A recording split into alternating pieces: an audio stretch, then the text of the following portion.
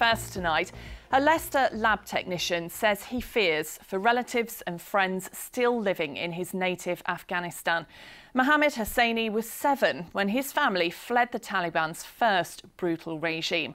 And tonight, Afghan families across the East Midlands are anxiously watching developments, as our social affairs correspondent Jeremy Ball reports.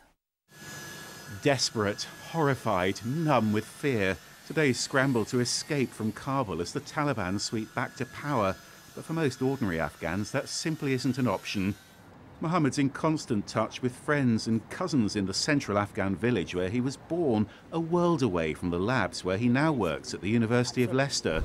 It is very devastating for a lot of people. People have enjoyed freedom in the last 20 years.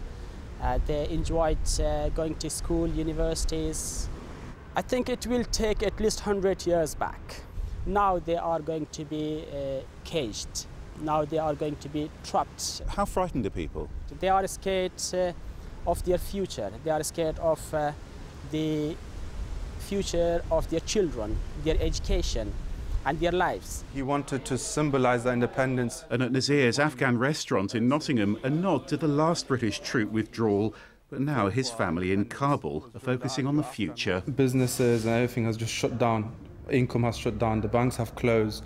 So everybody's just panicking. Everyone's looking for an escape route. There's very mixed feelings also with the youngsters. They don't know what to expect. They feel like they've lost everything what they've worked for the last 20 years. The new Taliban leadership says it'll protect women's rights, but horrific stories are already emerging. And there are still raw memories of atrocities like the destruction of the Buddhas of Bamyan, part of a Taliban campaign that brutalised Mohammed's Hazara minority. For Hazaras, it is a very dangerous time. They killed a lot of Hazaras. 90% of university students are Hazaras. These students are going to live under control of a gunman who has just read a few Islamic books and commanding hundreds of uneducated and barbarians. Good thing is that the Taliban have promised security of people that want to leave the city. However, we don't know if they're going to keep their promise or not. I feel the world needs to work with them. People are tired of war. The speed of change in Afghanistan's left many thousands hungry and homeless.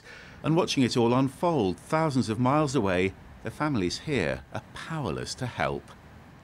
Well, Jeremy's here in the studio. Jeremy, you've been out to Afghanistan. What do you make of these dramatic developments? I think so. It's those scenes of panic we saw at the airport today which really brought it all home to me, because when I was out there less than 3 years ago, there just seemed to be so much progress. I mean, I remember getting presents for people at the duty-free shop. This is the change I got, the Afghan banknote.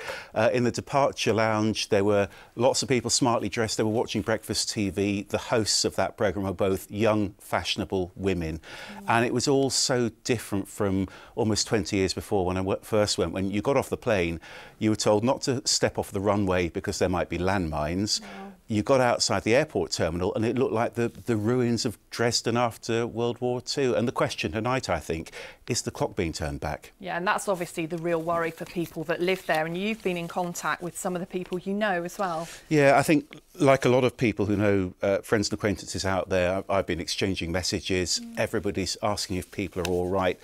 The general answer you get is, we're OK for now. At least there hasn't been widespread disruption at this stage, but real fear about what happens next. And I think one of the most moving things actually is some of the social media posts with emojis, lots of broken hearts, lots of crying emojis, people posting pictures of happier times, days out with friends, days out in the countryside.